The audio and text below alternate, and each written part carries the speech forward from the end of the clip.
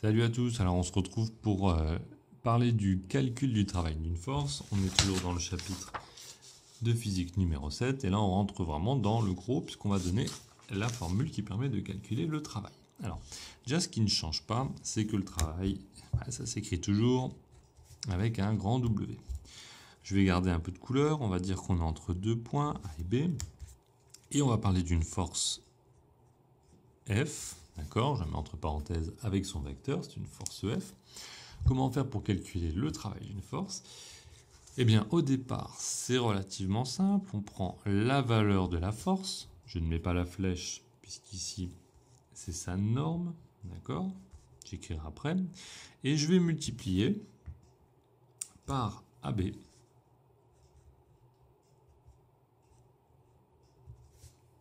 Ok? D'accord? Alors, si j'étais en maths, je mettrais des vecteurs sur les deux. D'accord? Et peut-être qu'en maths, tu sais faire cette opération de multiplier deux vecteurs. Mais si tu ne sais pas le faire, c'est pas grave. Ça peut se simplifier. C'est égal à F sans la flèche fois AB sans la flèche qu'on va multiplier par... Alors là, je sais, tu vas me faire un petit malaise, mais on va vite voir que c'est pas très compliqué. Le cosinus de l'angle alpha. Tu vas me dire, c'est quoi le cosinus de l'angle alpha? Je te montre. On va reprendre la petite ligne qui est au-dessus. Pour une force dont le point d'application se déplace d'un point A à un point B, le travail se note donc W, A, B, F. Et si on fait un petit schéma, pas besoin d'en faire un immense, on va voir qu'en fait ça va se passer de la façon suivante. On va prendre un déplacement comme une petite route entre A et B, d'accord, pas trop loin. On voudrait aller vers là, tac. Et nous, je sais pas, on peut imaginer qu'on a une petite voiture qui est ici. On va pousser, tiens, on va dire qu'on est là, tac.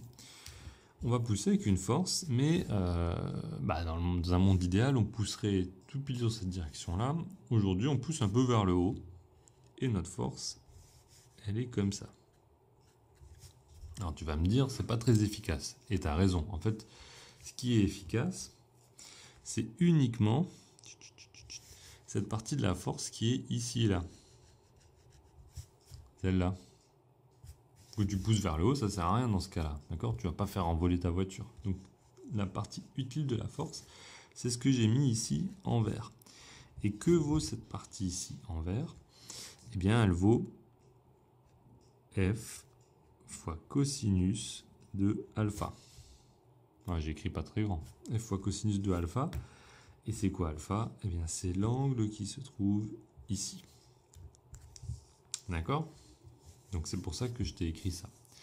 En fait, le cosinus, il est toujours plus petit que 1. Il vient coefficienter en fait la partie de la force là qui est vraiment utile.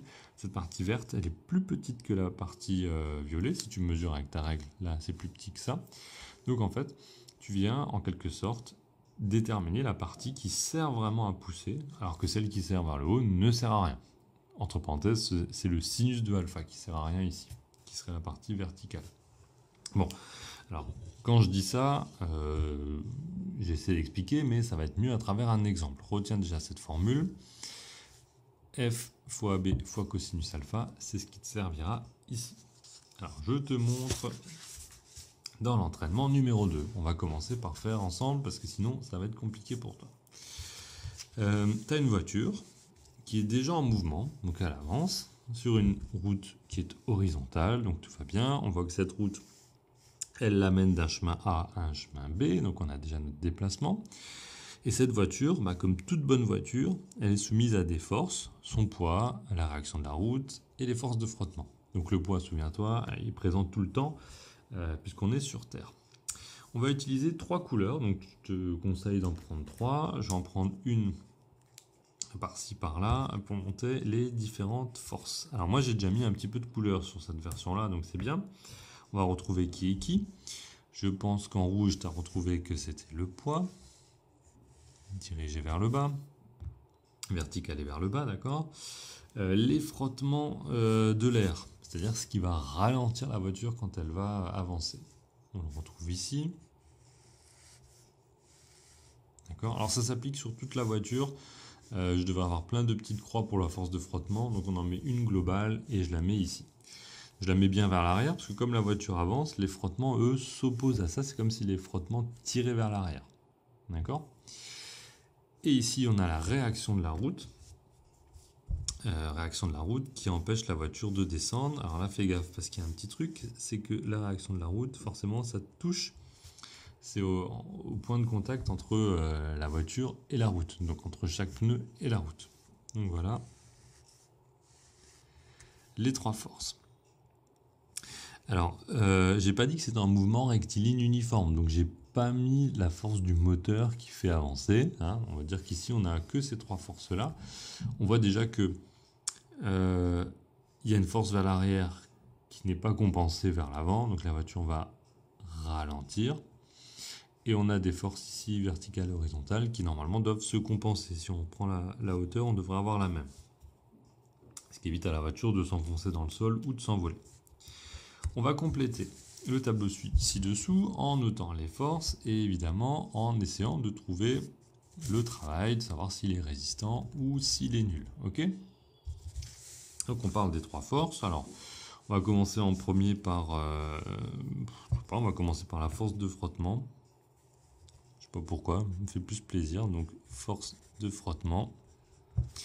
Je vais mettre en deuxième le poids. Et je vais mettre en troisième la réaction. D'accord? Voilà, donc la réaction du support. Réaction de la route. Tac. Alors maintenant, il y a une question d'angle alpha. Tu te souviens, l'angle alpha, c'était l'angle qu'il y avait entre le déplacement, donc AB, et notre force. D'accord? Donc tu vois bien le déplacement AB, tu peux même lui faire faire une flèche. Donc on va de A vers B ici. D'accord? Tac. Et là on a la force de frottement. Donc prends bien ton déplacement et si tu regardes l'angle qui est fait, tu vois, il y en a un qui va vers là, un qui va vers là. Et bien ici ton angle, il va t'amener à faire tout un tour.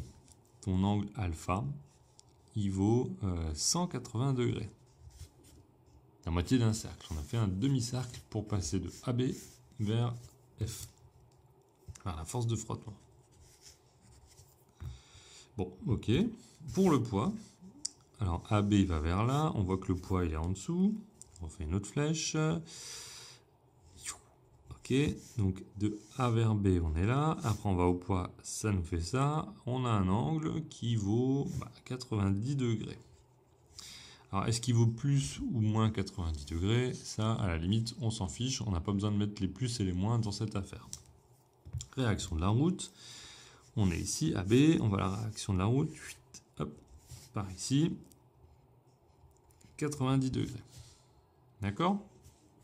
Bon, enfin, je te dis qu'on s'en fichait. Allez, on va le mettre quand même parce que ça nous permettra d'éviter un petit bricolage à la fin. Normalement, dans ton cercle trigonométrique, là, tu te souviens, les angles, hop, on met un sens positif vers là. Donc là, c'est plus 90 et là, c'est moins 90. Donc lui, moins 90 degrés, lui, plus 90. Tu verras que ça ne changera rien. Mais bon, faisons-le quand même, soyons fous. Le cosinus. Ah, bah là, tu as besoin de ta calculatrice. Tu fais avec ta calculatrice, attention, attention, attention, attention, attention. Tu vérifies que tu es réglé en degrés. D'accord? Et tu fais cosinus de 180 degrés. Tu tapotes à ta calculatrice. Je te laisse faire. Et tu vas trouver que le cosinus de 180 degrés, ça fait tout pile moins 1. C'est magnifique. Avec ta calculatrice, tu fais le cosinus de 90 degrés, tu vas trouver que ça fait 0, et le cosinus de plus 90 degrés, ça fait 0 aussi. Donc tu vois, finalement, les plus et les moins, ils ne servaient pas à grand chose. Et maintenant, on passe, j'ai envie de dire, presque bêtement et mécaniquement, après on discutera, à la formule du travail. Force fois AB fois le cosinus de l'angle. Alors, c'est parti. Ici, le travail égale. Je vais prendre une belle couleur. Hop, travail, travail, travail. On entre A et B. Hop, hop. Oui, j'écris pas très grand parce que je vais écrire sur 2 lignes. De la force. Travail du poids ici. Et travail de R ici. Égal. Égal. Égal. Alors je vais écrire sur la ligne du dessous pour pas trop serrer. Je reprends ma formule. Tac. Je vais écrire que c'est la valeur de la force fois AB fois le cosinus entre les deux. Alors la valeur de ma force, c'est F fois AB. D'accord, une distance en mètres fois moins 1. Pour lui, c'est donc la force P fois AB fois 0. Alors je sais déjà que tout ça multiplié par 0, ça va donner 0. Et pour lui, c'est R fois AB fois 0, et ça donne 0 aussi. Et première information, mais pas des moindres, ici on a 2 travaux qui sont nuls. Alors travail égale 0. Donc ici travail égale 0, donc il est nul. Qu'est-ce que ça veut dire? Regarde, en fait, dans cette histoire de déplacement, on veut aller de A vers B. Ces forces qui vont vers le haut ou ces forces qui vont vers le bas, en fait, ils ne servent à rien. Ils ne font pas avancer la voiture, ils ne la font pas ralentir. D'accord? Sur ce trajet A et B, ces forces n'exercent aucun travail. D'ailleurs, quand la voiture s'arrête, elles sont toujours là. Et c'est pas elles qui déclenchent le mouvement de la voiture. En revanche, on a une force F ici, où on voit qu'on va multiplier F, qui est une valeur en newton, fois AB qui est une valeur en mètres, et on multiplie ça par moins 1. Donc forcément, ça va donner un travail inférieur à 0, puisqu'on multiplie par moins 1. Donc ce sera un travail résistant. Résultat, dans ce schéma qu'on a ici, eh bien, 2 forces ne servent à rien au niveau du travail. On pourra les écarter de notre calcul. Bon, on justifie quand même. Et là, on aura un travail qui sera résistant, donc qui va faire ralentir la voiture. Au lieu de la pousser, ça va la faire ralentir. Ok? Donc si on généralise un petit peu ça, on regarde, tu as des cas particuliers qui vont t'aider à gagner du temps avec les fameux cosinus, quand tu vas avoir un truc comme ça. Là, tu as A, là, tu as B, donc tu vas aller de A vers B, forcément. Regarde, tu as une force qui va de ce côté-là. Que vaut l'angle entre les deux? Tu pars de là, tu n'as même pas un trajet à faire. Ici, l'angle, il vaut 0 degré.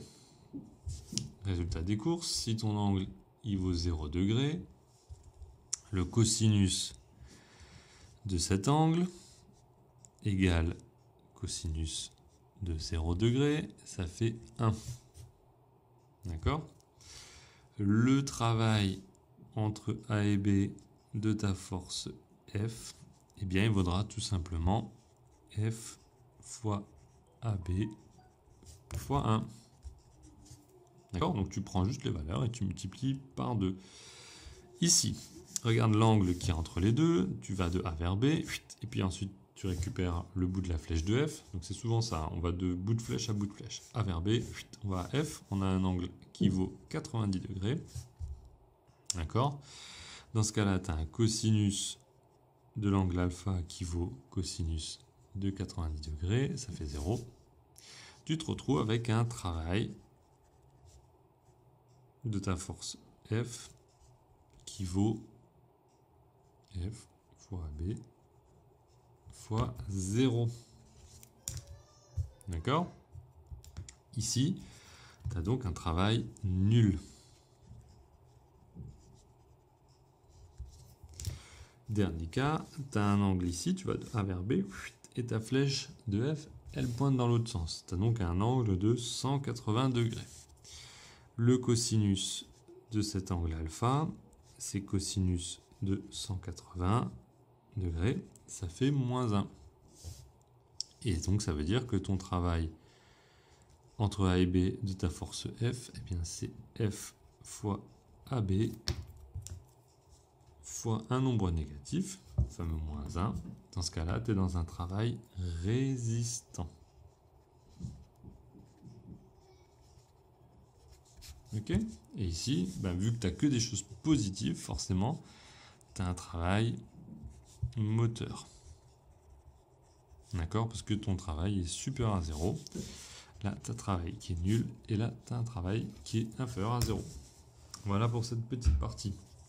Donc juste avant de se quitter, hop, si on en revient au travail de la force qui était là, si on applique notre fameuse formule qu'on a vue ici, et bien regarde bien, le travail de la force F, ce sera F fois AB fois cosinus.